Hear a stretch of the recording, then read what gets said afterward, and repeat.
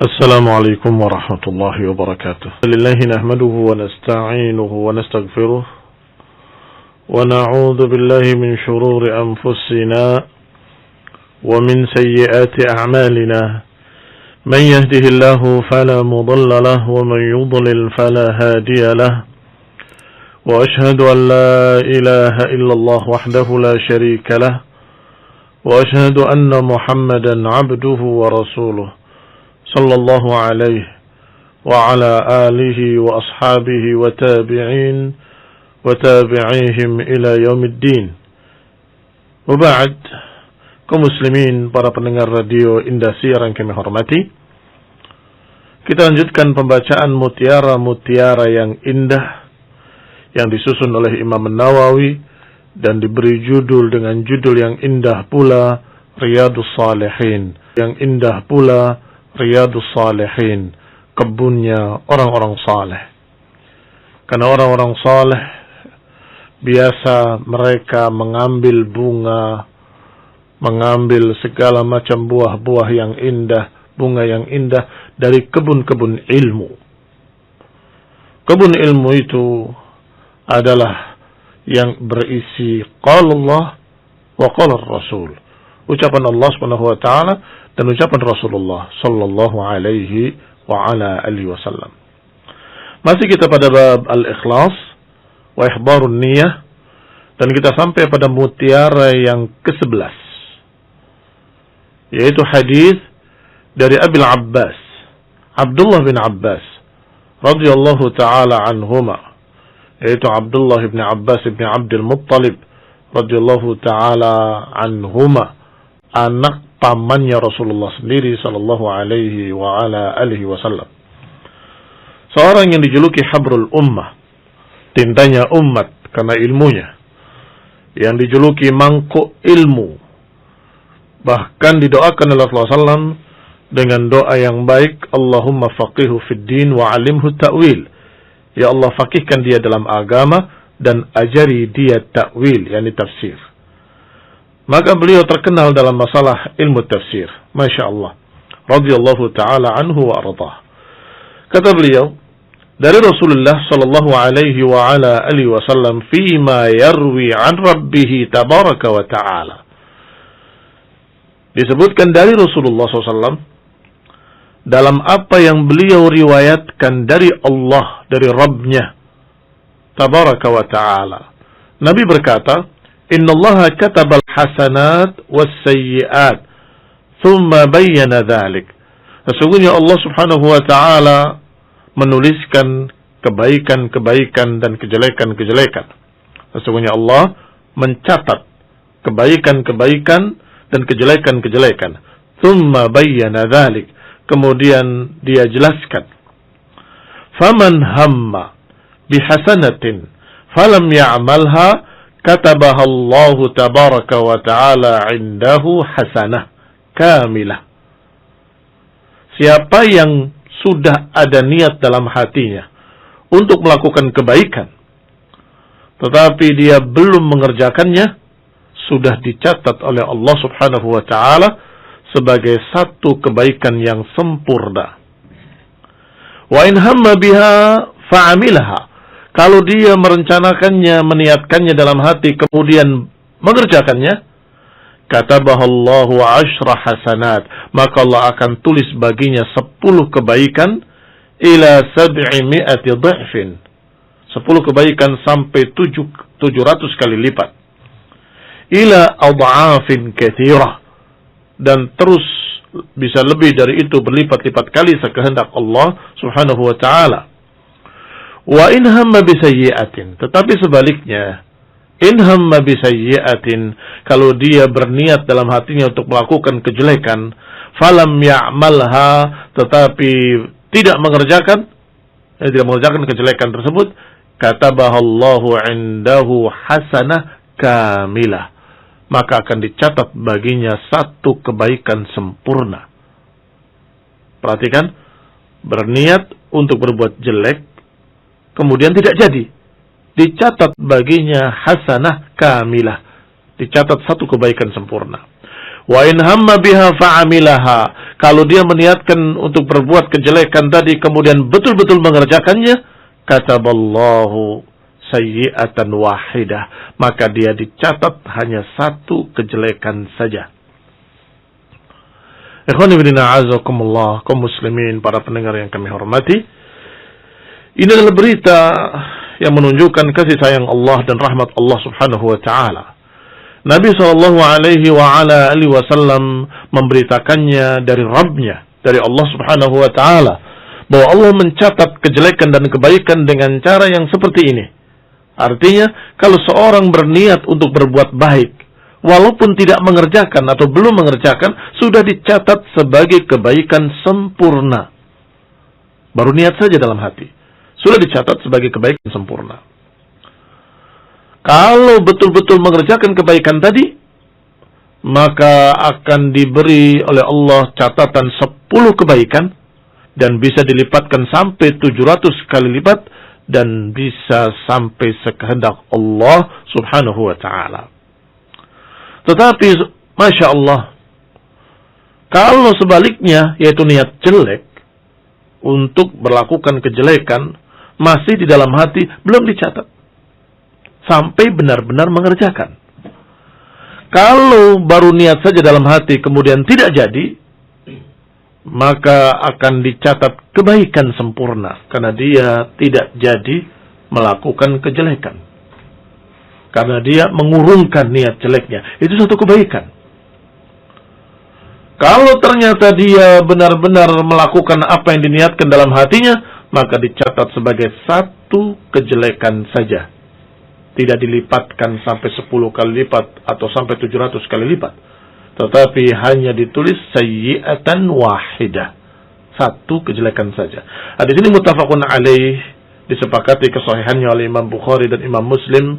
Alhamdulillah, maka hadis ini benar-benar hujjah, dan hadis ini memberitakan berita gembira kepada kita kaum muslimin, dan juga menerangkan kepada kita tentang betapa pentingnya niat. Sungguh tepat Imam Nawawi rahimahullah memasukkan hadis ini dalam babul ikhlas. Sungguh tepat rangkaian beliau merangkai hadis ini, mutiara ini, pada bab ihbarun niyah, menghadirkan niat.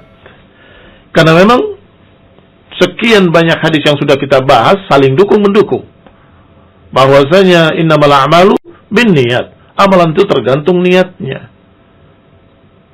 Wa inna likulli imri'in wa innamal likulli imri'in ma nawa, dan setiap orang akan mendapatkan apa yang diniatkannya. Juga berkait dengan hadis yang sudah kita bahas pula, yaitu innallaha la yanzuru ila suwarikum, Allah enggak melihat bentuk-bentuk rupa kalian, Allah tidak melihat badan-badan kalian, tetapi Allah melihat ila qulubikum wa a'malikum, Allah melihat hati-hati kalian dan melihat amalan perbuatan kalian. Sehingga di dalam hadis ini dikatakan kalau seorang sudah berniat saja, Allah sudah melihatnya dan Allah sudah mencatatnya kalau itu kebaikan. Idza nawa khairan, atau hamma, berkeinginan, sudah ada dalam hati keinginan untuk melakukan kebaikan, itu sudah baik. Artinya orang itu sudah memiliki kebaikan, karena sudah ada di dalam hatinya keinginan untuk berbuat baik. Apakah kemudian dia melakukannya ataupun tidak, sudah dicatat sebagai satu kebaikan yang ada dalam hatinya, bahwa orang ini niat baik. Barakallahu fiikum. Tetapi ketika dia benar-benar melakukannya, akan dilipatkan oleh Allah 10 kali lipat sampai 700 kali lipat, hingga sekehendak Allah Subhanahu wa ta'ala. Tetapi karena rahmat Allah, kalau yang diniatkan kejelekan belum dicatat, orang ini berkeinginan untuk berbuat sesuatu kejelekan, belum dicatat, masih tertahan pena. Ketika orang tadi benar-benar mengerjakannya, maka baru ditulis, itu pun cuma satu kejelekan dan tidak dilipatkan. Allah Subhanahu wa ta'ala arhamur rahimin. Allah Subhanahu wa ta'ala maha penyayang, maha memiliki rahmat. Kaum muslimin yang saya hormati, kita ingat hadis yang lalu, hadis dari Abi Bakrah Nufai' ibn al-Harith al-Thaqafi, bahwa Rasulullah SAW menyatakan kalau dua orang muslim idal taqal muslimani bisayfayhima fal qatil wal maqtul finnar. Kalau dua orang muslim bertikai dengan pedangnya masing-masing, maka yang terbunuh dan yang membunuh dua-duanya dalam neraka. Mungkin ada yang melihatnya bahwa hadis ini bertentangan dengan hadis yang sedang kita baca. Hadis yang sedang kita baca disebutkan di akhirnya, idza hamma bisayyi'atin, kalau dia berniat jelek kemudian tidak mengerjakannya, maka tidak dicatat sebagai kejelekan. Artinya orang yang terbunuh tadi, kalau yang membunuh jelas melakukan kejelekan, tapi yang terbunuh tadi dalam keadaan dia tidak membunuh, baru ada niat ingin membunuh tetapi tidak berhasil. Mengapa kok dikatakan finnar? Sedangkan dalam hadis ini, kalau baru niat saja, tidak dicatat sebagai kejelekan. Jawabannya sudah kita singgung sesungguhnya pada pertemuan yang lalu, tetapi kita ingatkan kembali. Bahwasanya yang dimaksud di dalam hadis ini adalah hamma bisayyi'atin. Sudah ada keinginan untuk berbuat jelek, tetapi belum ada yang dilakukan. Apapun, tidak ada atau belum ada upaya untuk melakukan kejelekan tadi.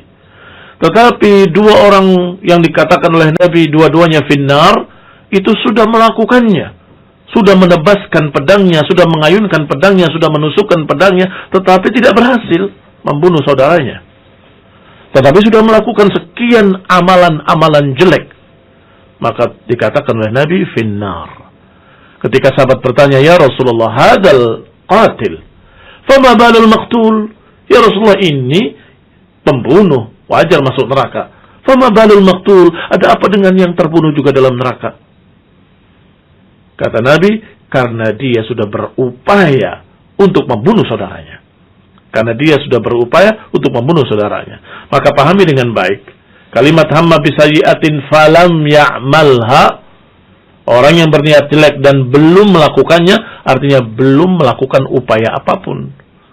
Bukan pencuri sudah membawa linggisnya, sudah membawa obengnya, sudah membawa senjata, kemudian datang ke rumah yang dimaksud, sudah menaiki pagarnya, tiba-tiba ada polisi. Tidak jadi. Atau sudah mencongkel pintunya, sudah merusak rumahnya, sudah begini, tetapi nggak berhasil. Pulang membawa kegagalan. Katakan, kamu mencuri? Tidak, saya tidak mencuri apapun. 1 rupiah pun saya tidak mengambilnya.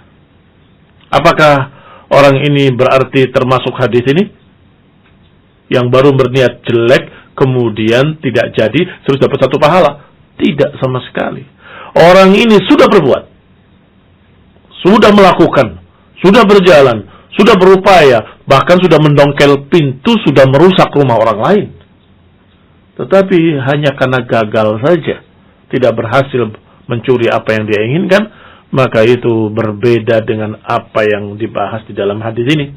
Dan itu samanya dengan yang tadi, al-qatil wal maqtul finnar, yang membunuh dan yang dibunuh dalam neraka. Karena apa? Karena kedua-duanya sudah berupaya, sudah betul-betul pingin, bukan hanya pingin, sudah melakukan pembunuhan, tapi gagal. Yang satu gagal, yang satu berhasil. Barakallahu fiikum, mudah-mudahan jelas. Maka ringkasnya dalam hadis ini, bahwa kalau kebaikan baru niat saja sudah dicatat oleh Allah sebagai kebaikan sempurna, dan kalau benar-benar dikerjakan kebaikan tersebut, akan diberi oleh Allah kebaikan 10 kali lipat, sampai 700 kali lipat, sampai tak terhingga sekehendak Allah subhanahu wa ta'ala. Adapun kejelekan, kalau baru niat dalam hati dan belum berbuat apapun, maka belum dicatat apa-apa. Ketika dia melakukan perbuatan jeleknya, maka tercatat sebagai 1 kejelekan. Walhamdulillah wa nashkurullah ta'ala. Kita bersyukur pada Allah subhanahu wa ta'ala.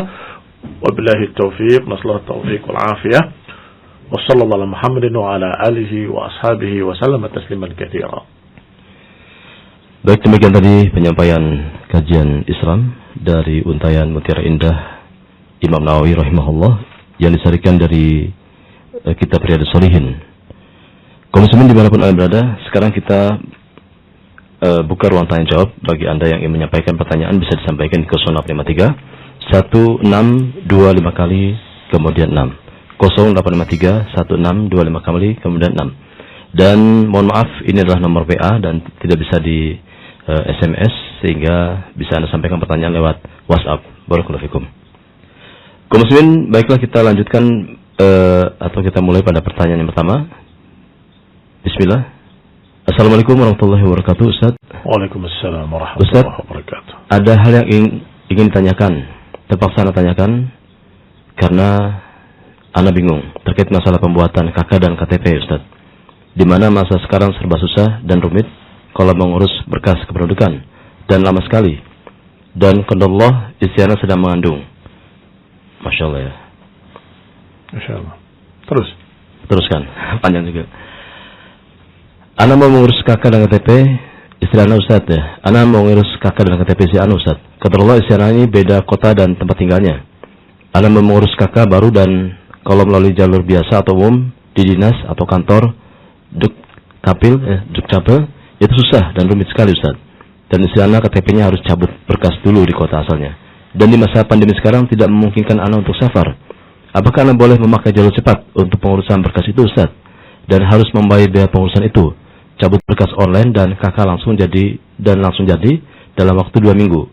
Ya istilahnya pakai orang dalam, Ustaz. Karena Ana punya teman yang bisa ngurusin hal demikian. Apa hukumnya, Ustaz?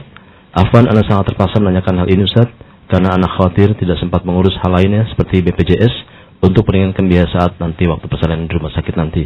Afwan, Ustaz. Masya Allah. Harus dikasih pengumuman, pertanyaan jangan panjang-panjang. Nah. Ini kepanjangan ini. Baik. Sesungguhnya intinya pada pengurusan seperti ini, pengurusan apapun, intinya pertama tidak ada kebohongan di dalamnya. Itu satu. Kedua, bahwa itu mengambil haknya. Maka tidak mengapa. Apakah dengan membayar, bahkan mungkin dengan memberikan apa yang mereka katakan pelicin dan sebagainya, maka pada kasus yang ada 2 perkara di dalamnya ini tidak dikatakan riswah.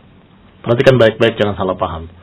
Riswah itu pertama kalau ada kedustaan dan kebohongan. Itu anak orang lain diaku anak dia terus dibikin kakak. Itu terus dibayar supaya dibuat. Maka itu kedustaan dan itulah yang dikatakan riswah. Dia ingin melegalkan kedustaannya dengan harta, dengan uang suap, maka itulah riswah yang Nabi menyatakan ar-rasyu wal-murtashi finnar. Yang menyuap dan yang disuap dua-duanya dalam neraka.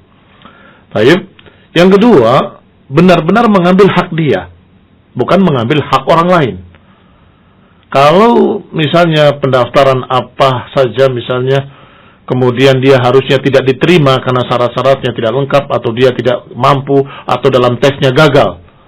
Tetapi karena dia ingin cepat, atau ingin lulus, padahal dia nggak mampu, dia bayar. Itu riswah juga. Baik. Kalau 2 ini tidak ada, artinya dia benar-benar jujur, itu benar-benar anak dia, ila akhirnya. Yang kedua, tidak ada di dalamnya mengambil hak orang lain, dia mengambil haknya sendiri, tetapi beberapa oknum-oknum biasanya malas-malasan mengerjakannya kecuali kalau dikasih uang. Maka ketika kita memberikan uang padanya itu bukan riswah. Kita didolimi. Sebab kalau tidak diberi, nggak diurus. Misalnya, kadang-kadang ada oknum seperti itu, tapi tidak banyak, alhamdulillah. Ada yang seperti itu, maka terpaksa kita harus memberi. Kalau nggak memberi, nggak jalan. Padahal itu hak kita.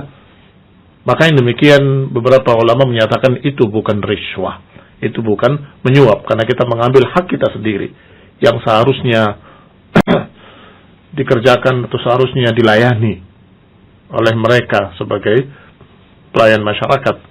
Barakallahu fikum. Sehingga saya menjawab dengan global biar terjawab untuk ini dan untuk yang lainnya.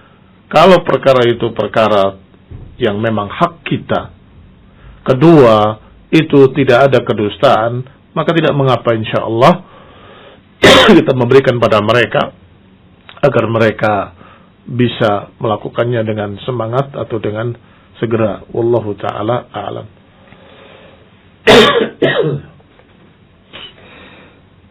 Berikutnya Ustaz, jika seorang wanita dalam masa iddah yang diceraikan atau talak raj'i oleh suaminya, apakah boleh bagi wanita tersebut jika suaminya hendak berangkat bekerja seperti biasa rutinitas, dia berjabat tangan, kemudian mencium tangan sang suami ataupun cipika-cipiki, dan bolehkah dia dalam satu kamar tanpa komunikasi suami istri? Barakallahu fikum.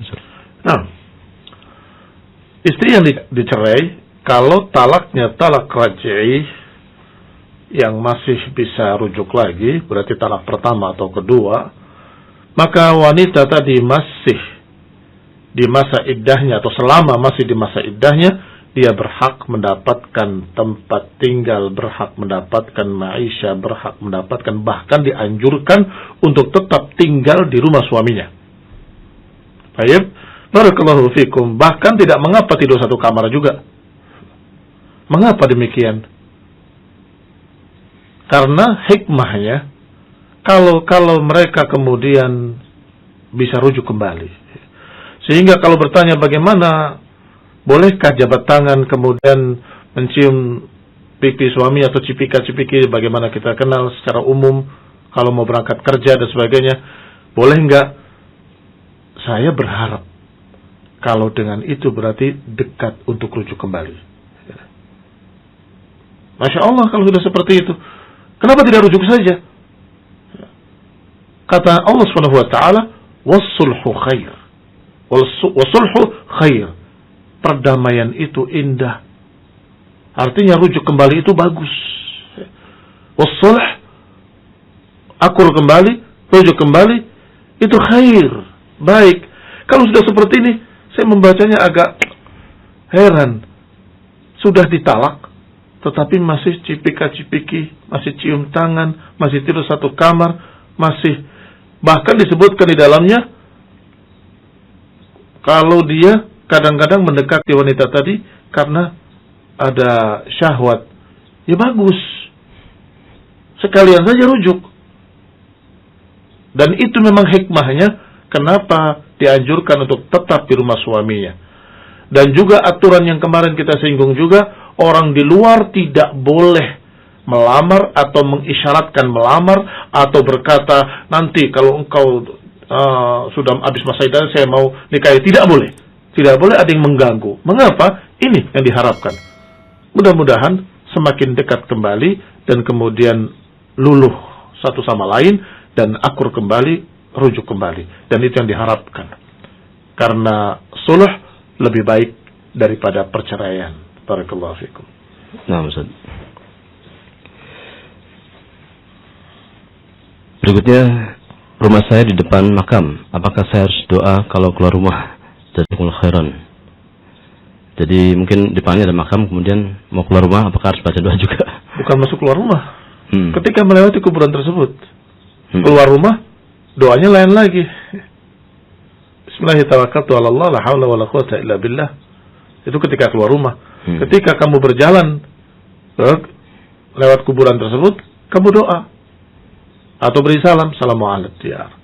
Assalamualaikum ahlad diyar minal muslimin wal mu'minin. Antum sabiqun wa inna insyaallah bikum lahiqun. Nasallahu lana wa lakum al-afiyah. Tapi saya rumahnya di depan makam, Ustaz. Berarti tiap hari saya berdoa. Berarti tiap hari kamu dapat pahala. Oh, Ustaz. Kenapa? Dan memang tidak wajib. Kadang-kadang mungkin lupa, tidak mengapa. Atau kadang-kadang sedang sibuk menelpon seseorang yang enggak mengapa, insyaallah. Kemudian Ustaz, terkait dengan zakat, sekarang ini mungkin banyak orang yang memiliki TV parabola ataupun kadang-kadang kita zakat yang apa? Ini panjang lagi nih. Untuk fakir miskin, Ustaz. Jadi intinya, Ustaz. Jadi dimohon kepada pendengar ya untuk menyampaikan pertanyaan yang singkat ya, ke inti permasalahan gitu ya. Kemudian dia ingin berzakat, tetapi apakah zakat ini mesti disampaikan ke orang tertentu, misalnya petani yang tidak mampu ataupun yang lain, Ustaz? Kadang-kadang zakat ini khawatir tidak sesuai. Nah, Ustaz, dibaca. Barakallahu fikum. Pertanyaannya, jika panitia zakat telah menyerahkan zakat kepada fakir miskin dan ternyata masih tersisa, apakah zakat yang tersisa tersebut boleh salurkan kepada orang tersebut di atas? Boleh. Boleh. Bahkan sesuatu yang diberikan pada mereka dalam jumlah yang lebih, itu lebih bagus. Artinya, bisa jadi orang yang tadinya miskin bisa berubah besok hari. Kenapa? Karena diberi modal dari uang zakat. Artinya diberi uang cukup untuk modal. Tapi kalau uang itu sedikit, beli beras habis, selesai. Tetapi kalau kita berikan banyak, bisa jadi dia akan memberikan sesuatu yang bermanfaat buat dirinya dari sisi ma'isyahnya. Maka dia bisa berdagang kecil-kecilan, bisa beri terigu dan pisang kepok, bikin pisang goreng, dijual. Anak, ini jual. Anaknya keluar jajakan pisang goreng. Masya Allah menghasilkan. Tidak perlu banyak-banyak. Dalam artian hitungan sekian ratus juta, tidak perlu. Beberapa ratus ribu atau berapa cukup ya. Barakallahu fikum. Sehingga tidak mengapa untuk berikan pada mereka lebih dari biasanya. Jika seorang memiliki penghasilan tetap, tetapi memiliki tanggungan yang banyak, apakah ia berhak menerima zakat?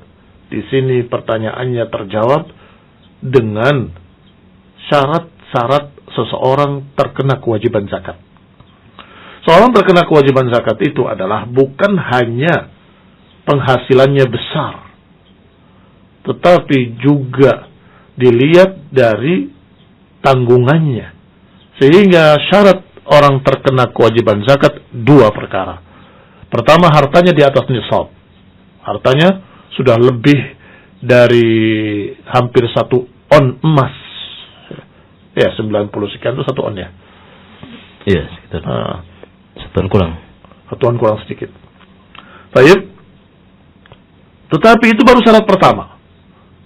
Syarat kedua, harta tersebut tetap di atas nisab selama 12 bulan. Untuk apa kalimat atau untuk apa syarat kedua ini? Apa hikmahnya? Hikmahnya syarat kedua adalah tadi, kalau dia tanggungannya banyak, walaupun hari ini di atas nisab, bukan hanya 1 on emas, mungkin 2 on atau 10 atau 1 kilo emas, tetapi ternyata dia punya 4 istri dan anak 40 yang semuanya kuliah, yang dia biayai dari sekian anak-anak tadi semuanya dari dia. Maka tentunya tadi emas 1 kilo atau berapa kilo habis dalam waktu sekian bulan saja. Barakallahu fikum. Makanya tidak terkena zakat sampai harta itu lewat 1 tahun. Kalau lewat 1 tahun masih tetap di atas nisab, artinya orang ini memiliki harta berlebih. Maka syariat menganjurkan, memerintahkan dengan wajib untuk mengeluarkan zakatnya 2,5%. Tidak banyak 2,5% itu. Barakallahu fikum. Berarti pertanyaan kedua terjawab, bahwasanya apakah dia tetap terkena zakat? Tergantung. Apakah setelah dia memberikan untuk siapa yang ditanggungnya, walaupun banyak, ternyata sampai 12 bulan masih di atas nisab, terkena zakat. Tetapi kalau ternyata habis untuk apa yang merupakan tanggungannya, maka dia tidak terkena zakat. Misalnya sudah sampai 11 bulan, udah mepet nisab, kemudian pas mau 12 bulan, kurang sedikit, habis di bawah nisab. Tinggal setengah on saja. Artinya uangnya senilai setengah on emas. Maka sudah tidak terkena zakat. Barakallahu fikum. Pertanyaan ketiga, jika seorang yang tidak kemampuan, ternyata di rumahnya terdapat kendaraan bermotor, TV, parabola, apakah dia berhak memberikan zakat? Apa ya berhak diberikan zakat, Ustaz? Berhak diberikan zakat atau memberikan zakat? Berhak diberikan zakat. Apakah dia mustahik gitu? Seorang yang dalam keadaan tidak mampu untuk menghidupi dirinya dan anak-anaknya atau keluarganya, atau pas-pasan, maka mereka berhak untuk mendapat zakat. Atau seorang yang hartanya masih di bawah nisab, dalam keadaan dia punya, tetapi tadi tidak mampu untuk mencukupi. Jadi ada orang yang dikatakan tidak punya, ada yang dikatakan tidak mampu. Dua-duanya berhak mendapatkan zakat. Dan itu dengan dua istilah fuqara wal masakin. Kadang-kadang bermakna sama, kadang-kadang bermakna berbeda. Yang satu tidak punya, yang satu punya, tetapi pas-pasan dan tidak mencukupi. Barakallahu fikum. Pertanyaan terakhir, Ustaz. Assalamualaikum, Ustaz. Afwan mau bertanya, jika imam masjid melakukan kunut nazilah, apakah kita ikut dalam keadaan hanya di masjid itu saja yang mengadakan kunut? Jazakumullah khairan.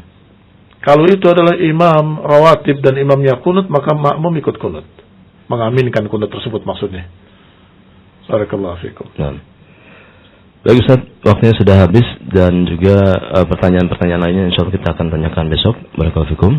Dan kaum muslimin, terima kasih atas kebersamaan Anda dan juga pertanyaannya. Semoga akan memberikan manfaat bagi kita semuanya, bagi kaum muslimin semuanya. Dan kepada Ustaz Muhammad bin Marsyad pun kami ucapkan jazakumullah khairan atas kehadirannya untuk menyampaikan tausiah dan menjawab pertanyaan. Baik kaum muslimin, atas perhatiannya kami ucapkan sekali lagi terima kasih dan mohon maaf atas salah dan kurangnya. Wassallallahu Muhammadin walhamdulillahirabbil alamin. Subhanakallahumma bihamdika asyhadu an la ilaha illa anta astaghfiruka wa atubu ilaik. Wassalamualaikum warahmatullahi wabarakatuh.